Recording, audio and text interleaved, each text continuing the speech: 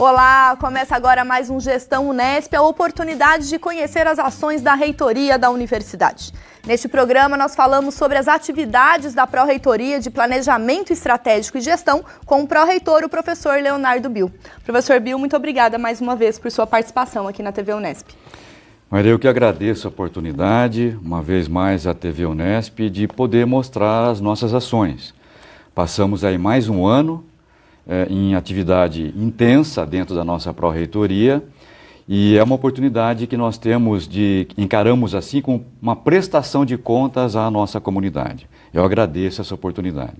Professor, nesse sentido de pensar essa prestação de contas, na nossa entrevista de 2018, o senhor havia comentado que o primeiro ano de gestão foi marcado muito pelo planejamento, houve a reestruturação da própria pró-reitoria, se tornando a Propeg, e também visando a uma sustentabilidade orçamentária e financeira. Em 2018, como que essas ações caminharam? Esse termo sustentabilidade, ele é muito forte. Ele está muito atrelado e é muito discutido, inclusive, pela comunidade, quando se trata de autonomia.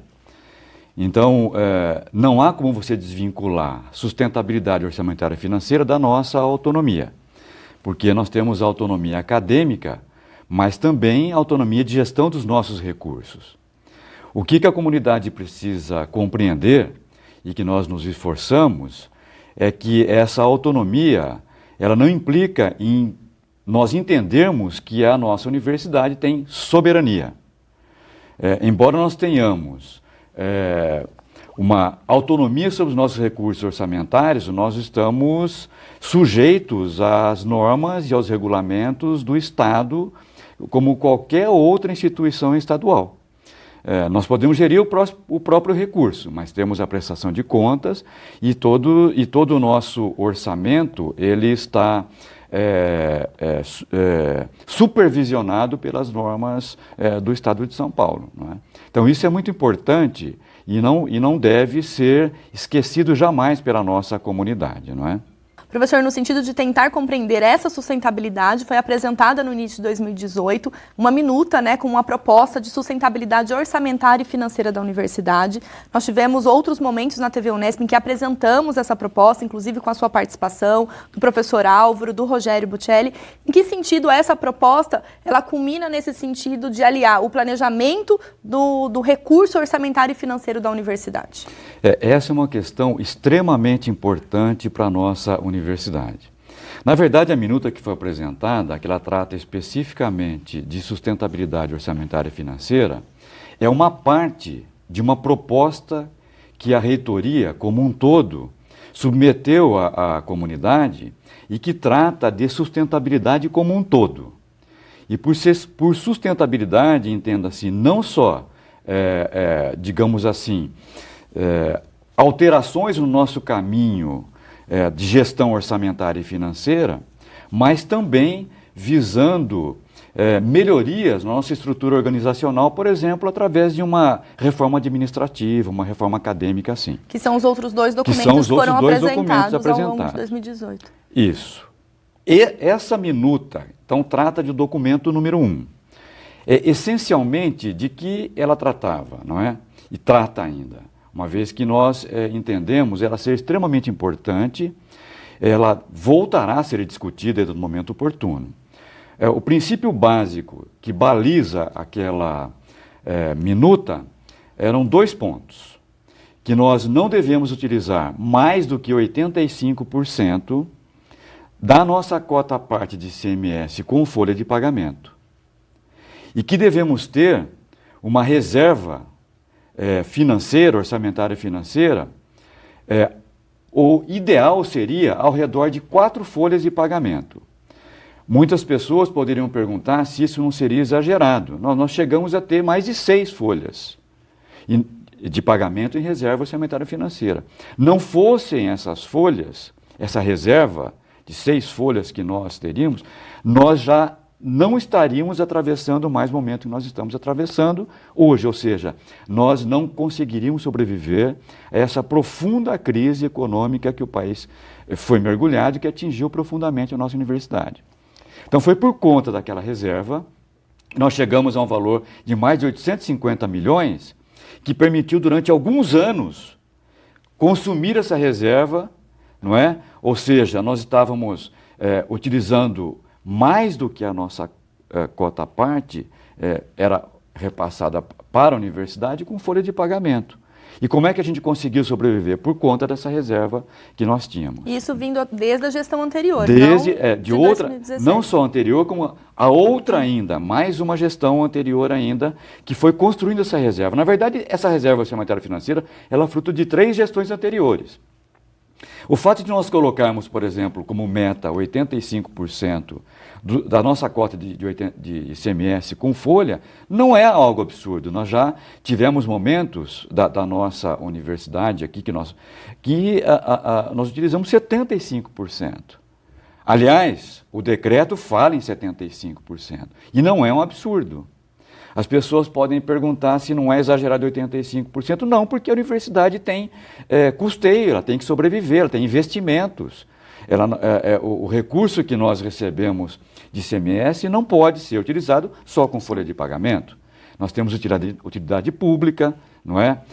Nós temos o custeio de todas as unidades universitárias, 34 unidades universitárias, não é? que saem dessa nossa cota parte. Então, a minuta, ela visava essencialmente isso. 2 pilares estratégicos que nós consideramos, né? Os 85% da cota parte com pessoal, sobrando, então, 15% para custeio e investimento, não é?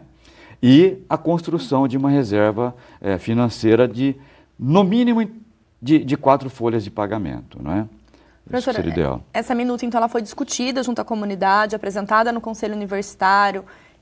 Como que ela está hoje, né? Pensando nessas discussões, nas contribuições que vieram, né? Que passos que já foram avançados no sentido do entendimento da comunidade acerca dessas 2 maiores propostas? Quando essa minuta foi apresentada, houve, assim, uma certa turbulência por conta dos dados, dos pilares que ali estavam, né? Nem tanto pela reserva de 4 folhas, mas sobretudo por nós insistirmos nos 85% da cota parte com a folha. Então houve uma certa turbulência, digamos assim, não é? Então a comunidade de início ela foi refratária. Nós esperávamos isso na realidade. Mas com o passar do tempo e após as discussões sendo aprofundadas, nós entendemos e a sensibilidade que nós temos hoje, ou que a sensibilidade que nos é passada da comunidade hoje, é de que a comunidade entende como sendo essencial. Ela entende que, obviamente, é impossível você ter uma cota à parte que tenha um único item de despesas, ou seja, a folha de pagamento. É impossível uma instituição sobreviver numa condição como essa. Ela entende isso, não é? E gradativamente nós vamos caminhando para 85. Quando nós colocamos a nossa proposta, a minuta, não tínhamos intenção de que a universidade ela atingisse em 1 ou 2 anos isso. Isso é gradativo, não é? Mas essa é a nossa meta. Pode ser que a gente não venha atingir essa meta nessa gestão, mas ela fica como meta. Qual o objetivo principal? O objetivo principal é que as gestões que venham no futuro tenham um balizador, para que nós nunca mais tenhamos que passar, que a universidade nunca mais tenha que submeter à crise que ela se encontra atualmente, não é? Sobretudo o ano passado e o ano anterior, que foi pior ainda do que esse ano. Então, se nós tivermos um balizador, esse balizador for obedecido, isso faz com que a universidade tenha mais segurança, não é? Porque ela tem ali uma norma e isso dá segurança para o gestor. Olha, eu tenho um limite daquilo que eu posso utilizar e dentro desse limite que eu vou trabalhar. Não é? Então a comunidade está entendendo isso hoje e no momento oportuno nós vamos retomar e apresentar novamente ao CAD, não é? E depois ao Conselho Universitário para que isso seja então aprovado como norma dali para frente, não é? Professor, essa crise que o senhor, né, mencionou acerca, né, do que a universidade vem enfrentando, em março do ano passado, quando nós gravamos essa entrevista, nós estávamos respirando um pouco mais aliviados porque o 13º havia sido pago, né, naquele início do ano de 2018. O mesmo ocorre agora em 2019, acerca do 13º de 2018, que foi pago a primeira parcela, metade do valor, no dia 25 de fevereiro de 2019. Né? Como que isso reflete esse cenário, né, de crise econômica e os esforços junto ao governo do Estado para que, de certo modo, a Unesp consiga ir equacionando as suas contas? Você lembrou bem, o ano passado nós conseguimos pagar no início do ano, porque nós tínhamos uma reserva financeira. Embora a gente não tivesse, a universidade não tivesse o orçamento, mas ela tinha uma reserva, ainda digamos assim, o nosso último respiro da reserva financeira que foi construída nas gestões anteriores. No valor de cerca de 130 milhões, que é o mesmo valor que é o mesmo valor atual. O que acontece do ano passado para este? Do ano passado para este, nós esgotamos praticamente as nossas reservas financeiras. Nossa reserva hoje é muito pequena, ao redor de 40 milhões. E muitas pessoas podem até considerar que 40 milhões seja um valor exagerado. É um valor exagerado para o nosso orçamento, aquilo que nós estamos acostumados no nosso dia a dia. Mas para a universidade, que trata com um orçamento ao redor de 2 bilhões e 800 milhões de reais no ano, 40 milhões digamos assim, é um mínimo do mínimo do mínimo possível para que nós tenhamos uma certa segurança para poder sobreviver aos sobressaltos que normalmente acontecem no nosso dia a dia. Então, 40 milhões não é algo que seja exagerado, em absoluto, é o mínimo que se exige. Neste ano, o que foi possível fazer? Já desde a gestão geral do Alckmin, o professor Sandro solicitou, então, ao governador que uma suplementação orçamentária financeira. E para que, antes dessa suplementação orçamentária financeira, que pudesse vir uma antecipação de cota para que nós pudéssemos, então, saldar o nosso compromisso de 13º salário. Mas nós não fomos atendidos. Quando houve a mudança de governo para o Márcio França, novamente o professor Sandro iniciou, ainda como vice-governador, ele já iniciou os contatos. Quando ele assumiu como governador, até o final do governo, havia uma certa boa vontade demonstrada pelo governador Márcio França, mas que não se concretizou. Isso acabou não acontecendo. Não houve adiantamento de cota e muito menos a nossa tão sonhada suplementação orçamentária financeira. Muitas pessoas puderam questionar, e questionaram com razão, o fato da expectativa que havia sido criada em função dos comunicados que haviam sido feitos. Olha, nós estamos tratando com o governo do Estado e existe uma promessa. E muitas pessoas até questionavam, não, mas vocês estão tratando com políticos. E essas promessas com políticos nem sempre são cumpridas. Nós entendemos isso. Por outro lado, temos que entender que as tratativas estavam sendo feitas pelo reitor da universidade e pelo governador do Estado e secretários de Estado. Então não é qualquer político. Daí a razão de nós acreditarmos nessas tratativas que estavam sendo feitas. E daí a razão de nós fazermos o comunicados de que estávamos com expectativas até o último dia do ano, 31 de dezembro de 2018, nós ficávamos esperando. Por quê? Porque o Estado, em termos de orçamento, de máquina administrativa, funcionou até 31 de dezembro. E até aquele dia poderia ter sido creditado. Entendia-se até aquele momento, e esse era o recado que vinha sendo passado, de que estava sendo procurado segurança jurídica para a transferência do nosso recurso. Né? Bom, o fato é que todos sabem, acabou não acontecendo esse repasse, nós não pudemos, houve uma frustração generalizada na universidade, muito mais da administração, muito mais do professor Sandro, do próprio pró-reitor de Planejamento Estratégico e Gestão. Foi muito difícil nós termos que conviver com aquela situação. Como que as coisas evoluíram? Mudou o governo, a expectativa diminuiu em relação ao governo que se iniciava, não é? Mas, para a felicidade nossa, o professor Sandro novamente iniciou seus contatos. Pela terceira vez, o terceiro governo, não é? Iniciou os contatos na tentativa de buscar a tão sonhada suplementação orçamentária financeira. E foi bater as portas à Secretaria de Desenvolvimento Econômico, à qual as 3 universidades estão subordinadas, não é? E fomos extremamente bem recebidos, muito melhores do que das vezes anteriores. A atual secretária de Desenvolvimento Econômico, Patrícia Eren da Silva, é uma pessoa que ela nos abraçou. Ela entendeu que a universidade, estando sob a responsabilidade da secretaria, na qual ela é a coordenadora dos trabalhos, era a responsabilidade dela auxiliar na resolução desse problema. E ela está fazendo isso de uma forma que nos deixa extremamente bem esperançosos. O primeiro passo foi de que, por 2 vezes anteriores, já havia sido tentada a suplementação.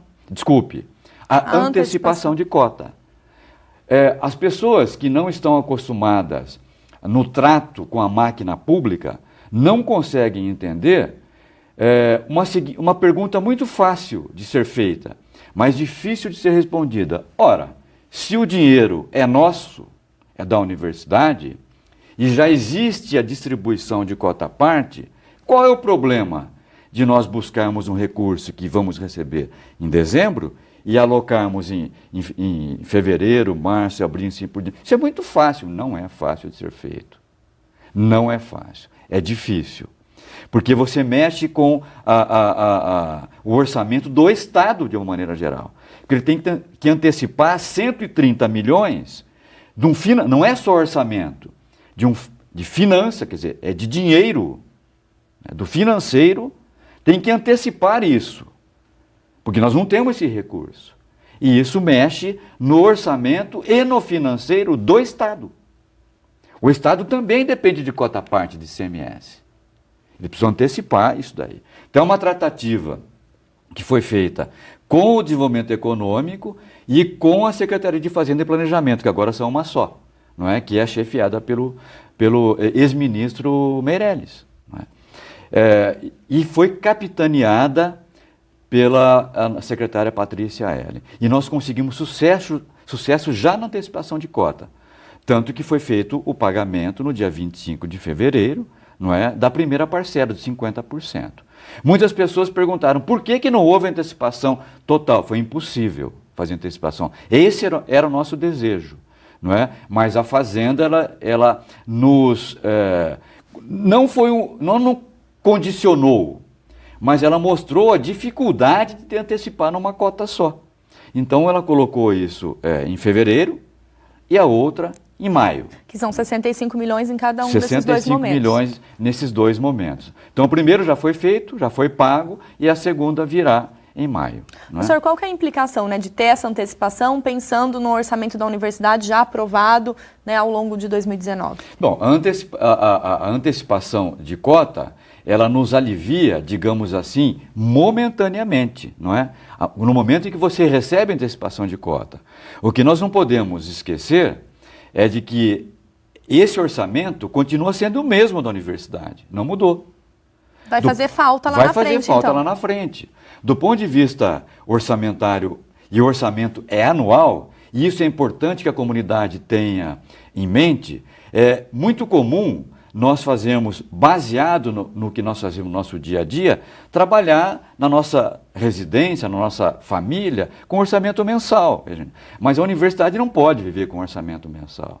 Ela vive com orçamento anual, não é? Ou seja, e é muito curto o espaço de um ano só, inclusive, não é? A gente já viu aí, a história mostrou que um ano só de orçamento, quando você trata, é muito pouco. O planejamento é de décadas, às vezes.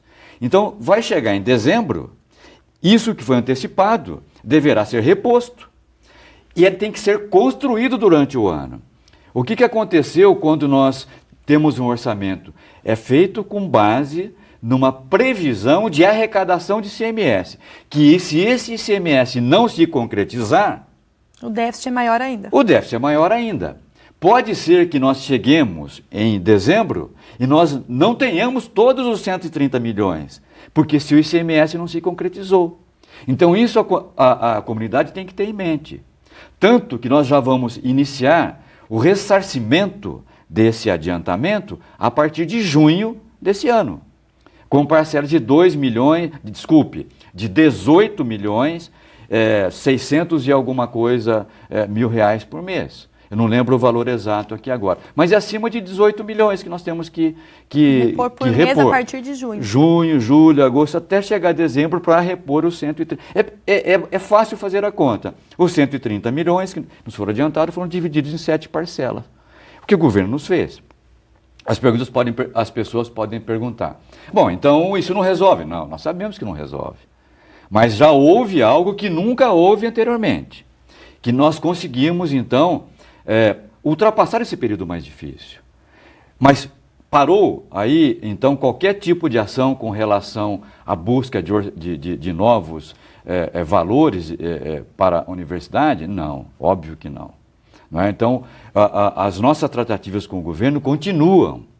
E a secretária Patrícia sabe disso, o secretário da Fazenda sabe disso. E nós temos outros caminhos que estamos trilhando, mais seguros, porque vamos buscar injeção de recurso extra-orçamentário para a universidade. Nós não temos outro caminho. Já foi adiantado pelo governador Dória de que recurso extra-orçamentário para o Estado, de maneira geral, não haverá, e a gente sabe disso. Agora, remanejamento entre as pastas do governo é possível que haja. E é esse remanejamento que nós estamos buscando. Então, há portas que estão sendo abertas, nós não queremos adiantar aqui agora, porque nós não temos segurança total ainda do caminho que nós estamos trilhando e do resultado final. Qual que é o resultado final? Desse que nós vivemos agora há pouco, quando o recurso cai, não é? Na nossa contabilidade, olha, você tem 65 milhões em caixa, pode pagar o 13º. Aí a coisa se concretiza. Depois de assinado, a coisa se concretiza. É assim que nós estamos tratando também da mesma maneira. Principalmente porque nós vivemos expectativas anteriores que não se concretizaram. Então nós estamos já na 3ª vez tentando.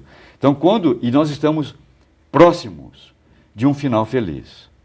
Próximos. Mas vamos com os pés no chão, passo a passo, com uma ajuda fundamental, uma tratativa que tem sido feita com o reitor Sandro Valentini, intermediado pela nossa secretária Patrícia, envolvendo mais secretarias, não só a Fazenda. No momento oportuno, o professor Sandro anunciará, eu tenho certeza que, se tudo correr bem, com muita alegria para a nossa universidade. Professor, além dessa questão, né, junto ao governo do Estado, também dentro da própria universidade, está se buscando essa sustentabilidade, como o senhor já apontou na questão orçamentária e financeira, e também a Propeg está diretamente relacionada à reforma administrativa, mas sobre isso a gente comenta daqui a pouco. O Gestão Unesp vai para um breve intervalo e já volta.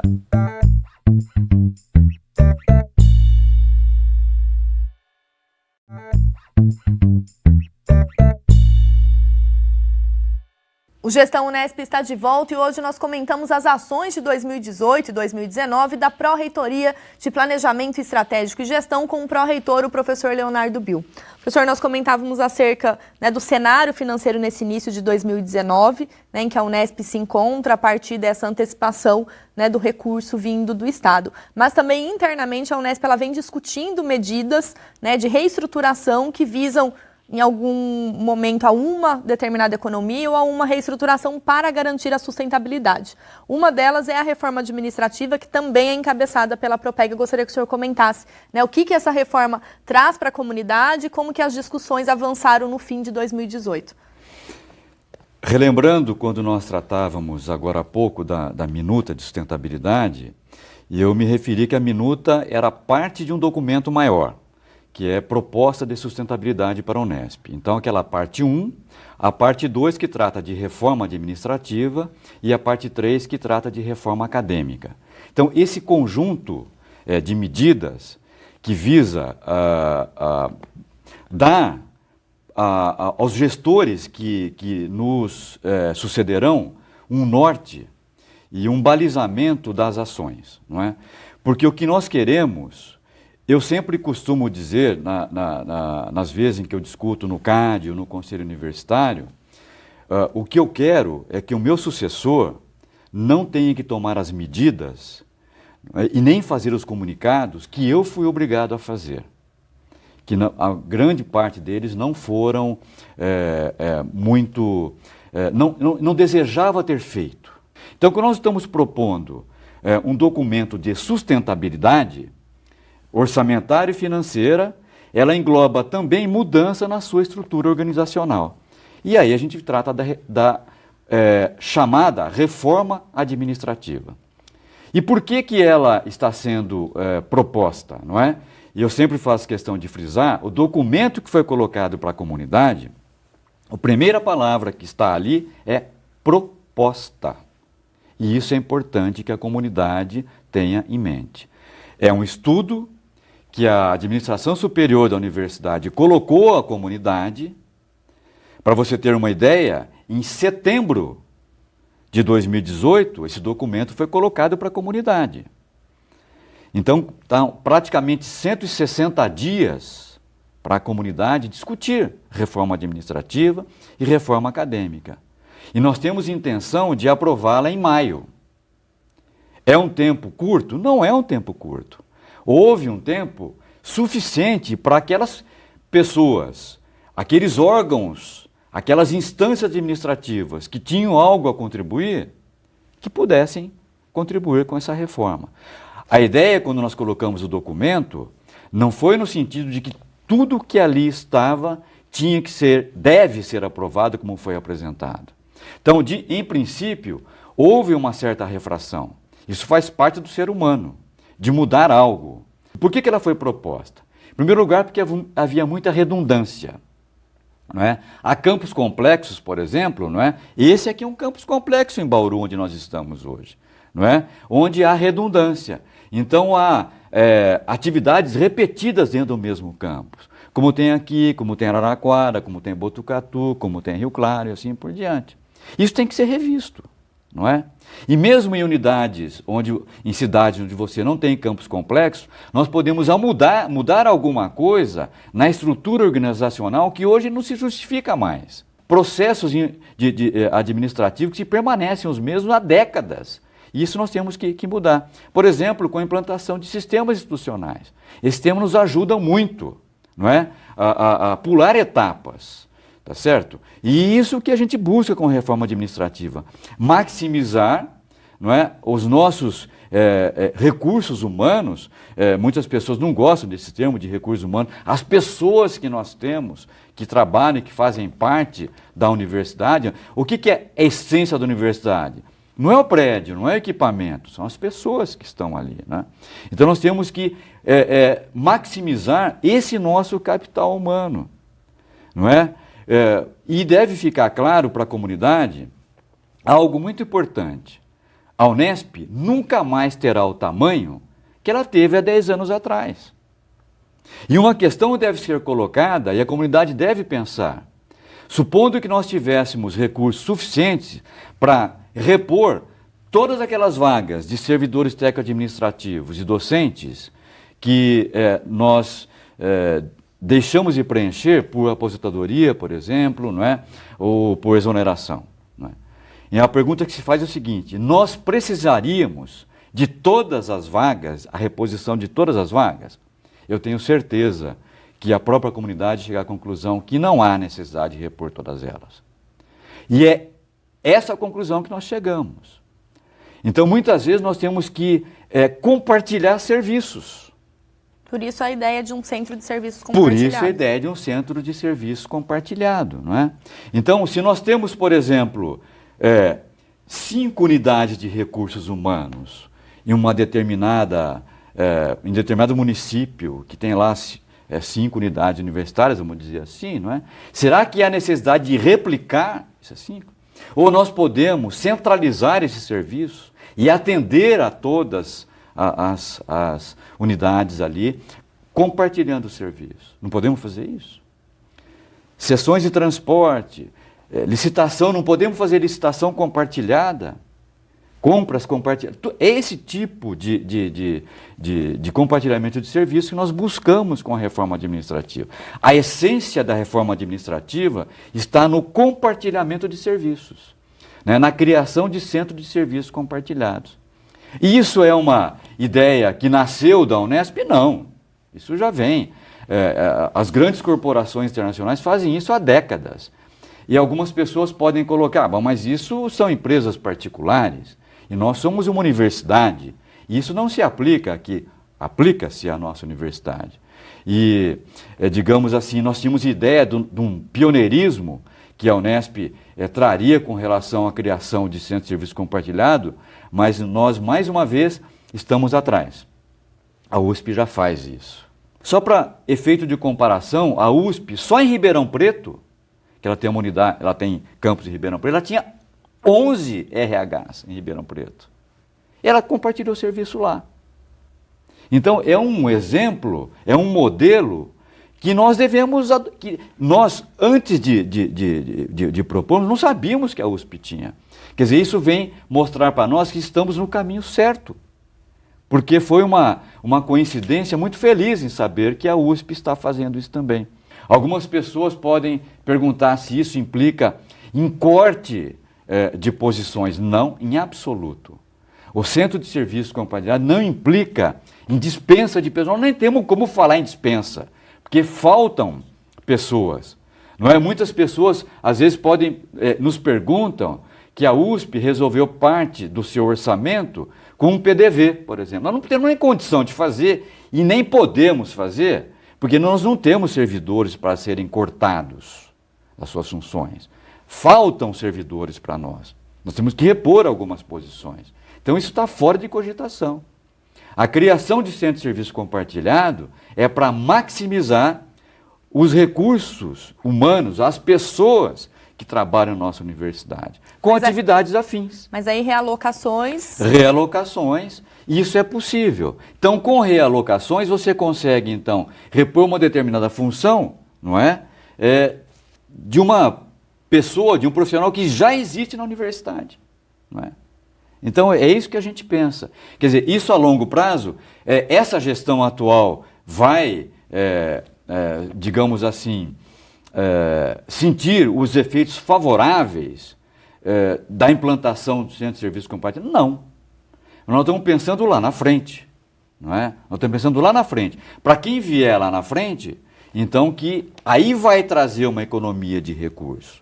O objetivo principal não é a economia de recursos, porque fosse a economia de recursos, buscaríamos algo nesse momento só.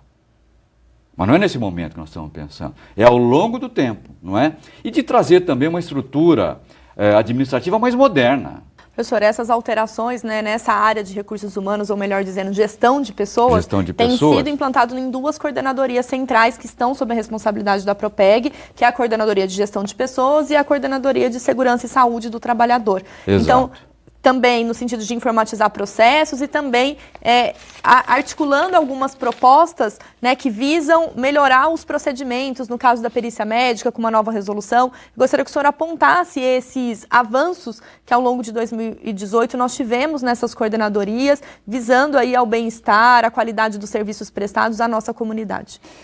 Quando foi criada a Pró-Reitoria de Planejamento Estratégico e Gestão, que ela veio da transformação da PRAD e incorporação da APE, Planejamento Estratégico, e a APLO, Planejamento e Orçamento, né, fundidas todas numa pró-reitoria, a ideia, inclusive, era de criação já naquele momento, de coordenadorias, não é? Para quê? Hoje nós temos 5 coordenadorias lá, né? Uma delas de gestão de pessoas, né? A outra de saúde e segurança do trabalhador, né? Tem de obras, né? Tem de finanças, né? Tem de administração, enfim, né? Qual a ideia? A ideia, na verdade, é que essas coordenadorias, nos moldes do que acontece, por exemplo, com a CGB, não é? Dela dar as diretrizes para a universidade toda, não é? Por exemplo, a coordenadoria de gestão de pessoas, ela vai dar as diretrizes para os RHs que estão em cada uma das unidades, não é? Supervisionando, mas também facilitando os trâmites e orientando. Essa foi a ideia, não é? Quando a gente criou a nossa pró-reitoria. Então, dentro da Coordenadoria de Gestão de Pessoas, nós tivemos alguns avanços interessantes que nós temos lá e que já foram colocados em prática. Por exemplo, em toda a universidade, controle de horas extras. É um caso clássico, não só de motoristas, mas de todos os nossos servidores, não é? Nós temos um banco de horas, um passivo de horas trabalhadas na universidade muito grande, Muito Exatamente grande. porque falta funcionário que já aposentou, por exemplo. Mas também houve um tempo em que não faltava funcionário, não é? Que não faltava servidor técnico administrativo e que em determinadas funções você tinha criava um banco de horas por uma determinada atividade, como por exemplo em biotério, um caso clássico desse, os motoristas, não é? Então é natural que isso você tenha hora extra, é normal, isso acaba acontecendo. O que acontece que como a universidade ela não tem condições e não tem caixa suficiente para fazer o pagamento de horas extras, como as empresas às vezes podem fazer, isso vai criando um banco de horas, não é? E isso pode levar a um passivo trabalhista e muitas vezes resultar em ação trabalhista para a universidade e acaba ficando muito mais caro isso para a nossa universidade. Então o que nós temos é que compensar essas horas trabalhadas, ou seja, diminuir gradativamente esse banco de horas. E isso essa gestão, a coordenadoria de gestão de pessoas vinha orientando com regulamentos internos, com portarias internas. Hoje, por exemplo, você não pode mais de acordo com essas portarias que foram aprovadas no CAD e no Conselho Universitário, né, mais do que 180 dias para compensar a hora trabalhada. Não é? Hoje nós temos um passivo de hora trabalhada de década. Não é? Horas que foram trabalhadas há 10 anos atrás e que está lá no banco de horas. Não é? Então hoje nós temos que, em 180 dias tem que ser compensada. Qual é o resultado disso? Nós esgotamos isso. E várias atividades já estão compensando horas de que foram anteriores a essa gestão, resultado dessa ação da Coordenadoria de Gestão de Pessoas. Não é? Outro muito importante que nós temos é a integração da folha de pagamento. Muitas pessoas não sabem, mas a nossa folha de pagamento não é centralizada.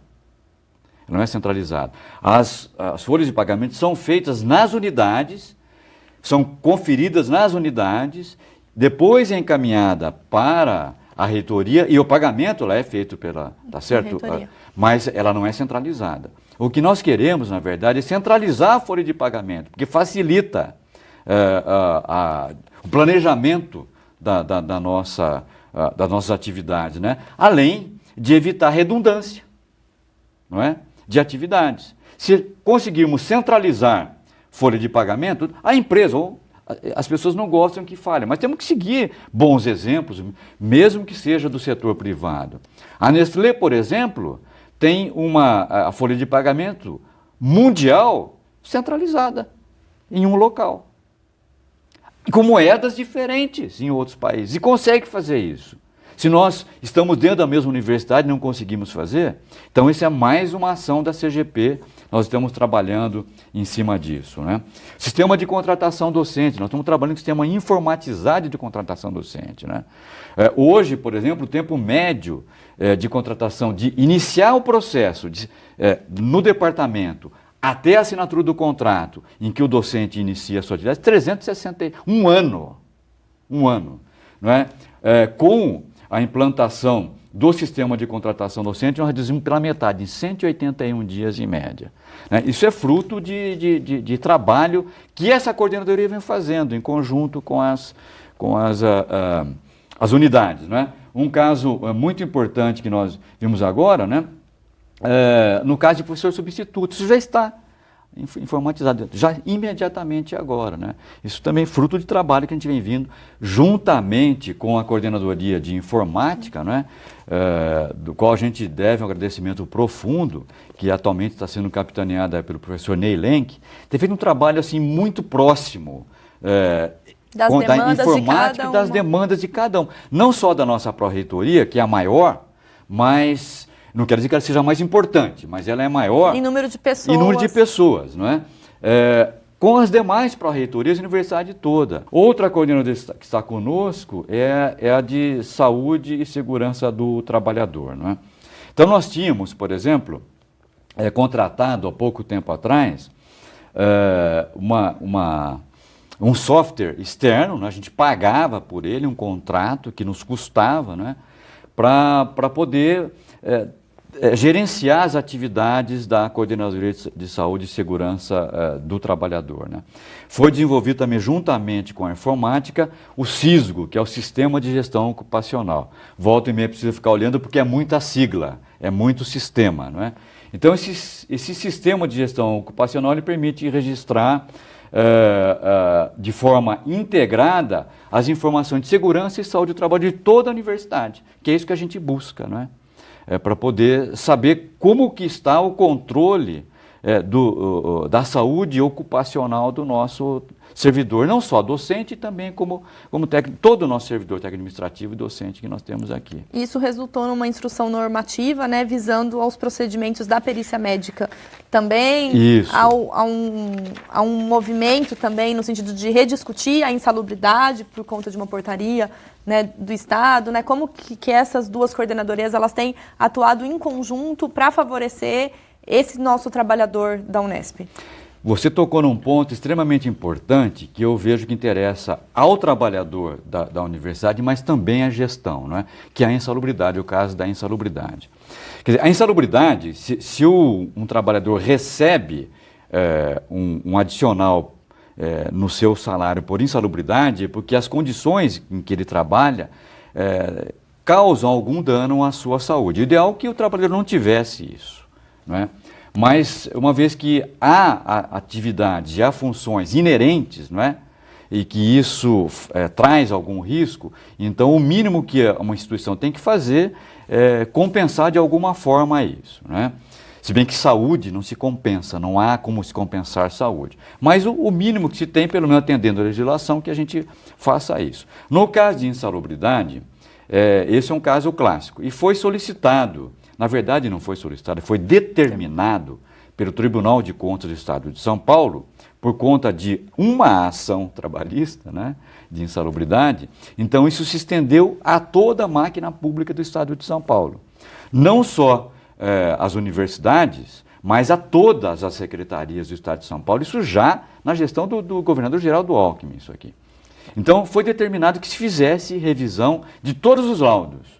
Portanto, o que veio aqui para a Unesp, veio para a Unicamp, veio para a USP, veio para a Secretaria da Fazenda, a Secretaria de Planejamento, enfim, para todos os trabalhadores que fizessem a revisão. E quem é que faz a revisão? Os trabalhadores da universidade sabem disso. A revisão não é feita pela universidade, não é? É o DPME, Departamento de Perícias Médicas do Estado de São Paulo, não é? Ela que faz e o laudo é dado por lá. Quem atribui o grau de insalubridade atribuído a um servidor técnico-administrativo ou a um servidor docente não é dado pela universidade. É dado pelas condições que a universidade oferece a ele. Mas o laudo e o grau de insalubridade é dado pelo DPME. Lá que é determinado. Então, é óbvio que pode ser que algum servidor não tenha ficado feliz por ter reduzido o seu grau de insalubridade e isso implicou em redução no valor que ele recebe, do que ele percebe. E outro ainda, que às vezes na mesma função, no mesmo local de trabalho, por terem contratos diferentes, CLT autárquico, tem esses valores, um recebe, outro não. Que não é nem valor diferente. O grau a insalubridade não é aplicada, o outro é aplicado, às vezes até em grau máximo. Isso por conta de legislação, que foge ao alcance da gestão, não é? Então, esse entendimento, e a gente tem procurado ajudar aos servidores que nos solicitam, não é? Tanto que eu, pessoalmente, acompanhei 2 vezes, a primeira das reuniões que foram feitas lá com a doutora Bartira, não é? Que é a diretora do DPME, né? Ela que é a diretora-geral do DPME, nos recebeu, e na primeira vez, inclusive, com representantes dos sindicatos, estiveram conosco lá. Não é? Na tentativa de nos orientar para que a comunidade de servidores técnico-administrativos e docentes tenha o menor prejuízo possível. Porque nós entendemos que uma pessoa que recebe um grau de salubridade, um valor que ele recebe, por exemplo, R$600 por mês, e de um dia para o outro isso é retirado do seu olerite, isso é muito difícil da pessoa, porque isso fazia parte do orçamento. E nós somos sensíveis a isso. Tanto que fizemos uma outra reunião esse ano, não é? No sentido de que os processos que foram enviados, né, para o DPME e que retornaram para nós, e aqueles onde houve alteração, nós solicitamos uma reavaliação. Vamos lá, novamente.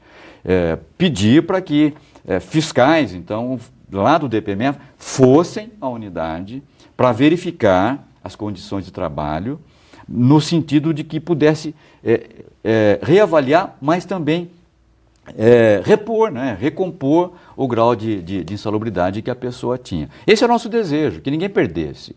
Não é? A gente não quer que ninguém tenha prejuízo, mas nós temos legislação a seguir e nós somos subordinados ao DPME. Professor, uma conquista muito significativa nesse sentido foi a redução do absenteísmo dentro da universidade. A gente já comentou sobre isso em outras ocasiões, o trabalho que vocês vinham desenvolvendo desde a gestão anterior no sentido de promover isso, e a gente está num índice hoje de 2,9%, que é um índice abaixo da média. E isso é um grande reconhecimento do trabalho que tem sido realizado na universidade. Esse é um trabalho do qual, muitos outros, não é? Do qual a universidade tem muito de se orgulhar. É comum nós ouvirmos que o serviço público é ineficiente, que o serviço público está sempre atrás da iniciativa privada, e esse é um dos dados que a universidade coloca que é altamente relevante, não é? Na verdade, o índice de absenteísmo que nós temos dos servidores, absenteísmo doença, isso é muito específico, não é? Ele está abaixo do limite inferior da média mundial. Abaixo do limite inferior da média mundial. Então, é um motivo de extremo orgulho para nós. Nós chegamos a ter, houve momentos em que a universidade tinha quase 11% de absenteísmo doença, do seu quadro de servidores. É muita gente que estava sofrendo de algum problema. Não é? Hoje, sim, está em torno de 2,9%.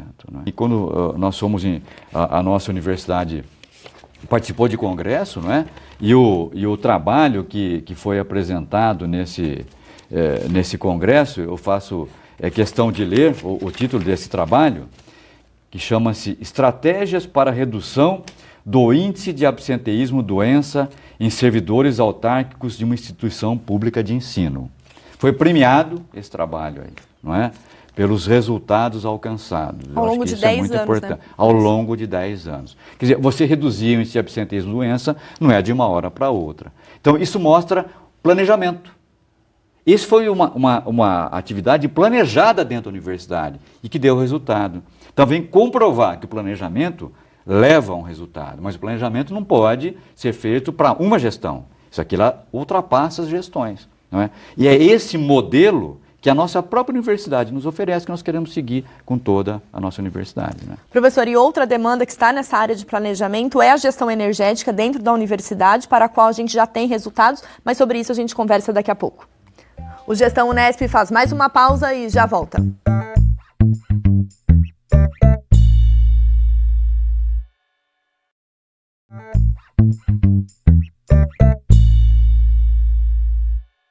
O Gestão Unesp está de volta e hoje nós recebemos o pró-reitor de Planejamento Estratégico e Gestão da Universidade, o professor Leonardo Bill.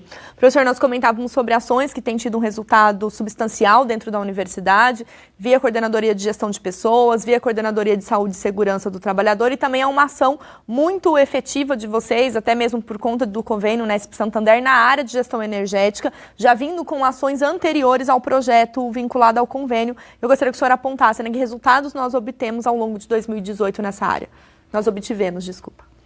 Esse é uma outra atividade, uma outra meta que nós temos dentro da nossa Pró-Reitoria de Planejamento Estratégico e Gestão, não é? Reduzir o que a universidade gasta com energia elétrica.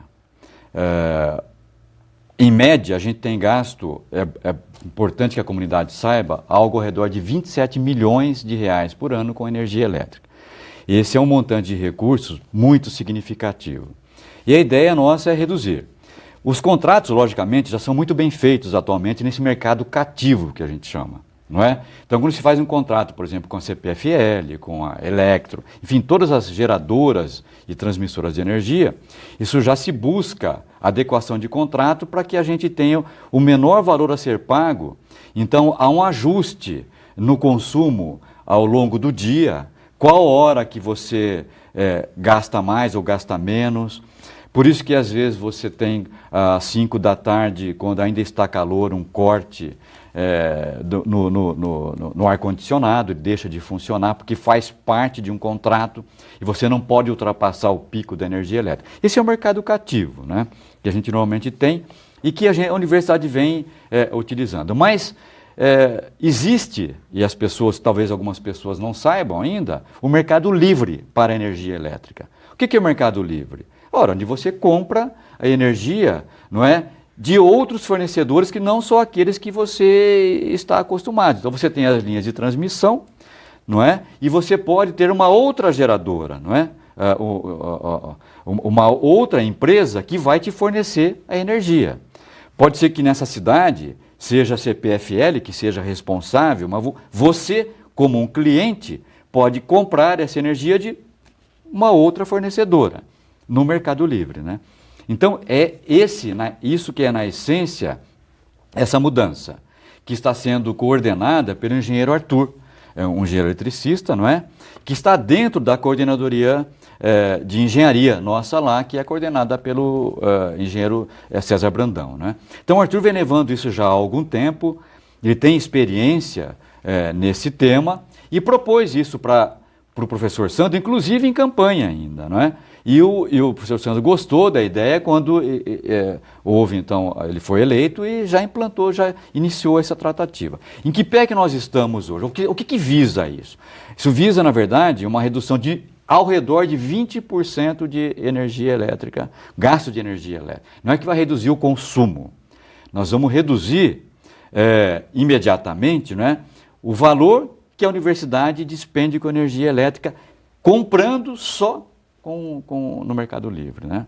E a gente espera uma redução algo em torno de 5 milhões de reais quando a universidade toda estiver dentro do Mercado Livre, né? Isso dá 20%. Mas nós já fizemos a migração, professor, de algumas das unidades? Então, nós estamos num processo de migração agora para que, em primeiro lugar, não são todas as unidades que podem migrar. Por quê? Porque se tem unidade que o consumo é muito pequeno, não é? E não há como você migrar, não há empresa que se interesse por isso. Então, o primeiro ponto foi saber ter um panorama da universidade, um diagnóstico da universidade, quais eram as unidades, em quais pontos que nós teríamos interesse de migração, né? Então, esse levantamento já foi feito, está dentro do programa Unesp Santander, né? Então, Unesp, dentro do nosso programa de sustentabilidade, lá no Unesp Santander, foi alocado um montante de recursos para a gente contratasse empresa especializada nesse tema, porque nós não temos expertise nesse tema, não é? Que fizesse esse levantamento para a gente, para que daí, primeiro mostrasse viabilidade, já foi mostrado viabilidade, e na sequência da implantação, né? Então a empresa queria gerenciar isso para a universidade. Mas além disso também, esse processo de eficiência energética não é só Mercado Livre. Nós temos também elaboração de processo de eficiência energética também, não é? Nesse ponto é muito importante e dentro desse programa de eficiência energética, junto com a CPFL, onde já ela vem atuando em várias cidades, não é? Por exemplo, no campo de Araraquara, Bauru, Franca, Jabuticabal, Ourinhos, esse processo de eficiência energética já resultou assim numa economia para nós, não é? Algo em torno de 2.559.000 reais só em 2018, né? Então, um outro também ponto importante é quando uma empresa, a fundo perdido, ela fornece a algum determinado campus, não é? Propõe alguma atividade de redução de uso de energia elétrica, economia, por exemplo, troca de lâmpada, é um caso clássico disso. Então, desde uma lâmpada incandescente, até passando aquela fosforescente, até chegar numa LED, não é? Então, há uma redução no consumo de energia elétrica muito grande, né? Tá certo? O ideal que a gente gostaria é que uma empresa de energia elétrica nos atendesse naquilo que é o maior consumo que a universidade tem hoje, que é ar-condicionado. Né? Se a gente pudesse trocar todos os aparelhos de ar-condicionado que a universidade tem por equipamentos mais eficientes, com menor consumo de energia, não é? Então, essa é uma segunda etapa que nós vamos tentar. Isso interessa, inclusive, para a própria fornecedora de energia elétrica, porque ela também tem uma demanda, às vezes, que ultrapassa a sua capacidade de geração, não é? Então, ela também tem interesse em que haja um consumo de energia dentro daquilo que ela é capaz de fornecer. Por isso que ela trabalha nesse programa de eficiência energética. Né? Quem sabe uma hora a gente consiga não só trocar lâmpadas, por exemplo, o campus de Franca, nós tivemos um projeto aprovado que o engenheiro Arthur protocolou, não é? E foi aprovado, né? E nós tivemos uma economia de R$714 mil. Não é? Então, quer dizer, na verdade, deixamos de comprar lâmpadas que equivaleria a R$714 mil em lâmpadas e que a CPF colocou lá no campus de Franca. Não é? Então, isso é mais uma atividade que está dentro do Unesp Santander, capitaneada pelo engenheiro Arthur, que está dentro da nossa pró-reitoria, dentro do programa de eficiência energética. Não é? Professor, para a gente finalizar, a gente tem como grande meta, e que está sob responsabilidade de vocês também, um estudo acerca do PDI da universidade, né, visando ao período de 2019 a 2028, estando em consulta aberta atualmente, né, à comunidade, né, no sentido de estabelecer essas diretrizes que vão direcionar o trabalho, né, onde se gasta o dinheiro da universidade. Houve um repasse, né, pensando no orçamento de 2019, aprovado em dezembro, né, no Conselho Universitário, de um aumento de 17%, né, quase 18% para a Coordenadoria de Permanência Estudantil, visando aí algumas demandas da universidade, muitas dessas que precisam ser ouvidas diretamente da comunidade. Então, como que está essa discussão, né, do reconhecimento dessa participação, né, já que a gestão se pretende ser participativa, né, para o plano de desenvolvimento institucional? O plano de desenvolvimento institucional, efetivamente, foi algo que a universidade instituiu, isso eu me lembro na gestão do professor Macari ainda, e resultou de uma reunião com muitas pessoas da universidade toda, representantes da universidade toda, que se deslocaram até Águas de Lindóia e ficaram num processo de imersão por 3 dias para se construir o plano de desenvolvimento institucional da universidade a cada 10 anos. Então isso foi na gestão do professor Macari, e ele foi implantado na gestão do professor Herman, não é? Estando previsto uma revisão a cada 5 anos. Por isso que na gestão passada houve uma revisão, não é? Mas nós temos já que pensar agora nos próximos 10 anos. Esse é um ponto que a gente sempre pensa, e eu volto a frisar, que a universidade deve ter um planejamento a longo prazo. E o plano de desenvolvimento institucional, ele vê pelo menos a cada 10 anos um planejamento. Tem o norte a cada 10 anos, né? E com um período de revisão a cada 5. Então, esse é o momento agora de revisão, não é? O que se muda daqui para frente? Há alguma coisa que será extinta ou não? Nós vamos adicionar mais algum outro programa aqui dentro desse plano? Enfim, um reestudo, não é? Um reequacionamento do nosso PDI para que ele se torne mais próximo da realidade, mais próximo daquilo que a universidade efetivamente necessita. Então está o momento de se fazer isso.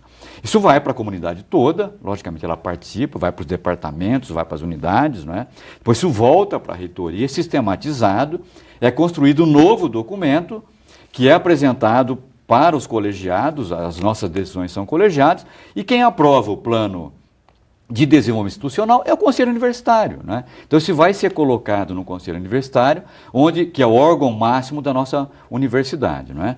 Então esse é o que, vamos dizer assim, o caminho que tem que ser tomado. Agora, o plano de desenvolvimento institucional, ele prevê atividades que oneram a universidade, então há que se colocar recursos nesses desenvolvimento de programas, não é? Então, o ano passado nós chegamos a consumir algo em torno de 17 milhões. Esse ano foi alocado 20 milhões de reais. Houve um momento, por exemplo, em que chegou-se a mais de 50 milhões de reais. A universidade teve que se adequar à realidade. Mesmo numa situação de uma crise orçamentária e financeira grave, nós não deixamos de lado o nosso plano de desenvolvimento institucional. não é? Alocamos 20 milhões de reais no orçamento, sendo 8 milhões da fonte Tesouro e 12 milhões que têm que ser construídos com receita própria. De onde vem a receita própria maior nossa? De aplicação de nossos recursos. Se a gente tem uma reserva financeira, não é? Resulta da aplicação dessa reserva financeira os dividendos que a gente usa para tocar a universidade. Um deles é o plano de desenvolvimento institucional, né? Uma das outras atividades que são muito importantes é a permanência estudantil, nós sabemos, né? Esse é um programa que a Universidade Estadual Paulista, a Unesp, ela saiu na frente da Unicamp e da USP em relação a isso, para poder atender aquele aluno que vem de uma escola pública. A política de cotas que nós tivemos, 50% vem de escola pública, inclusive, né, a gente tem lá o programa PPI também dentro ali, né, que tem cota também para PPI, né, dentro desse política de cotas nossa. Então temos 50%. Agora também não adianta você, digamos assim, tirar alguma diferença. Não estamos favorecendo a entrada, absolutamente. Nós estamos colocando o aluno em pé de igualdade numa condição de desigualdade, para que ele tenha condição de frequentar uma universidade pública, que são as melhores do país. Se existe algo que o Estado oferece e que ainda é melhor que a iniciativa privada, é o ensino superior. E isso não somos nós que estamos falando. A sociedade reconhece. O melhor ensino está na universidade pública. E o aluno que vem de uma escola pública tem que ter o direito de estudar na escola pública. Mas não adianta só entrar na escola pública, ele tem que permanecer. Ele tem um custo para ele. Normalmente o aluno viaja, mora em outra cidade, tem que se alimentar, tem que tomar condução, não é? Tem que sobreviver. E muitas vezes a sua família não tem condição. Na grande maioria das vezes não tem. Então a universidade recebe esse aluno e tem que mantê-lo. Não é? Então existe esse programa de permanência estudantil, que tem uma coordenadoria dentro da nossa universidade, que ela é coordenada pelo professor Mário Sérgio, né? Então foi destinado exatamente com esse objetivo, né? De manter o nosso aluno. Então o recurso que foi alocado ali com esse mesmo na profunda crise financeira que a gente vive, essa é uma das atividades que nós jamais deixamos de atender. E temos, inclusive, aumentado os recursos, né? Porque nós entendemos a necessidade urgente de que recursos tem que ser alocado para manter o aluno que vem de uma escola pública, que está dentro de um programa PPI, por exemplo, que fique aqui conosco, né? E que conclua seu curso, que receba um ensino de qualidade, não é? E que depois vá preparado para o mercado de trabalho, porque ele tem o direito, porque ele é um cidadão, tem o direito como qualquer outro. Professor, então eu agradeço mais uma vez a sua participação e bons trabalhos a você e a Propeg. Muito obrigado, eu que agradeço, estou sempre à disposição quando for necessário. Obrigado. Muito obrigada. O Gestão Unesp fica por aqui, acompanha as demandas e as discussões acerca das atividades da reitoria da universidade ao longo de nossa programação. Obrigada pela companhia e até a próxima.